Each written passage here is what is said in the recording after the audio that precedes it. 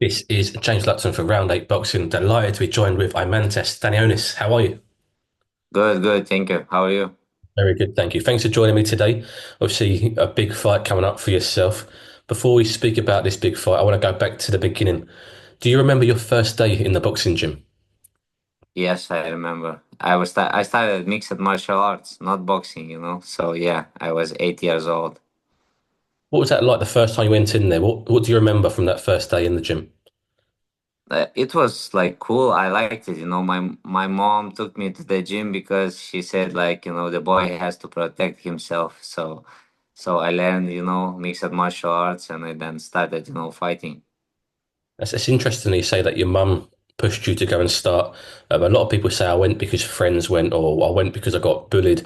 It's never normally the parents saying no, go and protect yourself. So it's quite interesting. What was that? Was it rough where you grew up in Lithuania, or Yeah, it's always rough. Like where I grow up, it's like you have to fight in the streets. Like the with other kids, in school. I never had like big brother or something, so alone, and I was growing up.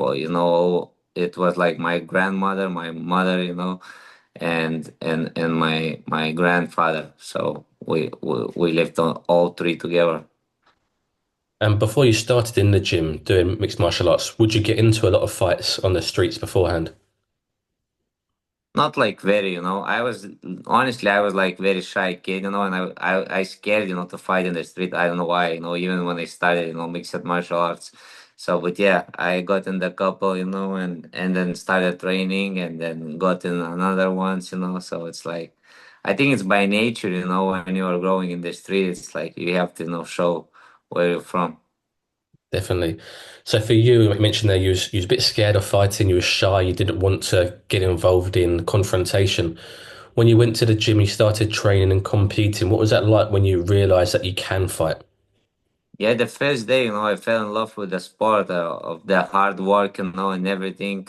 The coach introduced like MMA. I'm, talking about MMA. So basically, he introduced all the punches, kicking, elbows with the head. The style is called Kudo. Where I started, it's not like MMA completely. It's like you have like a glass shield, so you can hit with the head, elbows, like judo, everything. So. Yeah, it was cool. I fell in love first day, and I never stopped coming. And what age were you when you changed to just boxing? 13. 13. And why was that? Was there a reason behind it? My mom's ex-husband, he, introduced me to boxing. He said, you can try. And I came to the gym, and we sparred and got beat up like completely. It was different, level. I was winning in the kickboxing, MMA, everything, basically everything, I won always, gold, gold.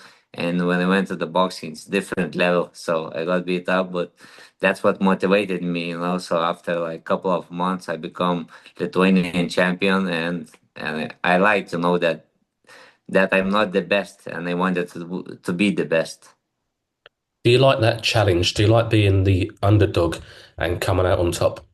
Yeah, for sure. That's my main priority, And I was since I started professional, boxing, fighting in the States, I always underdog, So it's like every fight I was looking in my career, it's like my last fight, because I came from Lithuania, Nobody heard about the country, it's small country, and I was fighting and I was thinking if I lose, I need to pack my bags and go back home. So I was doing my best.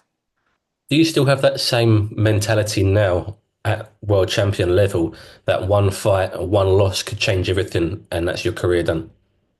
Yeah, I when I was growing up, I was watching a lot of boxing, and the interviews of other fighters, how promoters work, when the fighter lose, basically it's Floyd's fault because he kept that zero, But I like the throwback fighters, and it was like 70s, 80s, everybody fought everybody, and even Muhammad Ali has like losses, and he's still one of the greatest. So. It doesn't matter if you put good performance. My main thing is, you go into the ring, give your all heart, give the fans excitement, and that's it. Is boxing a big sport in Lithuania? Uh, not very big. Basketball is number one, but boxing, yeah, is because of me a lot, because I'm fighting in US, and the show. But it's not like very very big, but I would say top seven, I guess. Does that put pressure on you because you're the role model for that sport in your country? Does that put any more pressure on you to perform well? Yeah, for sure, for sure. All my country supports. Everybody wakes up like at 4 or 5, a.m. So they're watching my fight. So yeah, it's always pressure, but it's good. I like this pressure, So then I try to do my best, much more than I probably could. I was going to ask, do you feel like you thrive off of this pressure, knowing that there's so many people watching you and looking up to you? Yeah, for sure. I like the pressure, and I want to inspire other people. That it doesn't matter where you came from. If you're putting your hard work, I put your whole body, all soul, into something, you will achieve it. Maybe not now, maybe later, but you will. You mentioned earlier you became Lithuanian champion. You went to the Olympics and represented Lithuania. When did you move to America and why did you move to America? I never moved like to America fully, in 2016 in Olympic Games, I saw a few I was meeting with few agents, from professional, but I knew since like a kid, that I will be a professional boxer because of my style, and I knew I need to give the fans excitement. So amateur, my style for amateur wasn't suited. It's only 3 rounds, So yeah. And has moving or has training and fighting in America helped you in your career sort of get to further than where you may have expected to get to? Yeah, for sure. Everything is different in America, and professional boxing is different. More rounds. You have to stay disciplined. And I was sparring with some legends. So I got confidence, and that pushed me. And it's also, I came to America like alone, like basically. It's like 10-hour difference from my country, and when you want to call somebody, it's very hard, because you need to train, sleep, and it's like, also my wife, was also here. Then she came to US. Then she had to study, so we were like apart. I was in US 3 months, then coming back to Lithuania for like a month, and again 3 months. Then sometimes she come for a week or two. It was really tough. No, absolutely, I can imagine. Talk to me in terms of your career. Obviously, undefeated as a professional so far. How pleased are you with your career so far? How to say? Yeah, I'm pleased because I won the title. I fought the guy at the moment. Nobody wanted to fight. It was Butaev, so nobody wanted to fight him, and I fought him. I won the title. Then I supposed to fight Virgil. So that was the hardest, I think, part in my life, because 2 years without a fight, a lot of stuff is going on, and I was just what I'm doing, it was just crazy. They say you'll fight this month, I get prepared, then the fight is off, then again, then this, then everything was changing. So it was pretty hard. How is that the mental side of the sport? Because you mentioned obviously out in America on your own, it's a lonely sport as it is, never mind being in a different country. You mentioned 10-hour time difference, so you can't pick the phone up to your family or your friends straight away when you need to. How is the mental part of boxing when you're in America training for you? It's hard. I'm not going to lie, because like other fighters, when they go from some state, I don't know, let's say New York, they go to Philadelphia, and they say, "Oh, I miss my family a lot," But you can even call, or you can get on the fight. Your family, come and see you for a couple of days. But in my case, it's like 16-hour flight and 10-hour difference. So yeah, it's hard. When I wake up, in the morning, first thing I get some calls, then I get my food prepared, and that's it. I'm going to training, and after training basically everybody sleeps, and I have all day. So it's lonely, for sure, very lonely. You mentioned a moment ago about sparring some legends. Talk to me about that and who did you spar and how much did you learn from them? I sport Miguel Cotto, Erislan Lara, Jose Jose Ramirez. Also, he was at 140, the champion at that time. So yeah, I got sparring with these guys, so it was cool. What was that like for you? Because these guys, obviously world champion level, elite level fighters. So for you to come through the ranks and spar this caliber of fighter, how much do you learn from that and take away from those? A lot, it gave me confidence, and also I was thinking I can, be world champion. I always in my life, always doubting me, if I'm good enough, to be in the sport, to achieve something. It seems yes, because I'm working hard, but nothing is guaranteed. You go into to the fight, you get, I don't know, knocked out, by accident or something. It's a bad day, or you wake up sick, and you had a bad performance. So it was always, I was thinking if I'm suited for this, but I knew in my heart, that I'm training very hard, doing everything right. I'm not partying. I'm like basically family guy, and the rest training is my priority.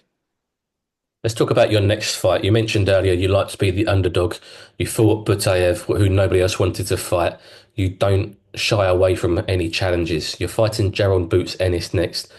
Just how big a fight is this for your career?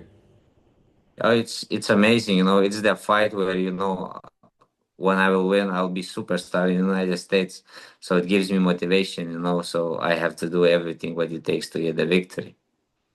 What do you think of Boots Ennis? He's a great fighter, He do a lot of things, He can move, he can bang, he can switch stances. He's like complete fighter. Nothing bad I can say, So I just want to challenge myself all the time. It seems like a very respectful um, sort of between you two. It's very respectful. I see an interview with Bozy Ennis's trainer, and he said, Stanionis is no joke. He's a real fighter, a tough fighter. He wanted to, unify the division, which is what they want to do as well. And they praised you for taking the fight and for yourself as a fighter. Like I say, a lot of respect between the two of you. Is that going to make for a really good fight come fight night? Yeah, for sure. You can expect fireworks. That's for sure. His style, and my style, we're going to clash. And I think from the opening bell, the fans will get excitement. Definitely. And just want to move on to before you took this fight, you was in talks to fight Giasov, who obviously beat you as an amateur in the Olympics. Is that a fight that you need for your career to avenge that defeat? It's not like need because he didn't defeated me. I got rocked, So everybody can watch the fight, I won that fight. So yeah, but that will be fun, for sure. It's more rounds in professional. And I was thinking I will fight him, someday. Same with Butaev, I lost in amateurs twice, It was close. One was close fight, and one, yeah, I lost. I can say that's for sure. And it was also rematch in professional, so different. Yeah, but maybe I will get this one back one day. Does that show, because you said earlier, even as an amateur, you knew you was made for the professionals. Does that just show that you had a professional style? You lost to Butayev twice, but yet you beat him as a pro. Is that going to be the same for Giasov? You lost it as an amateur, but you're going to beat him as a pro. Yeah, I think so.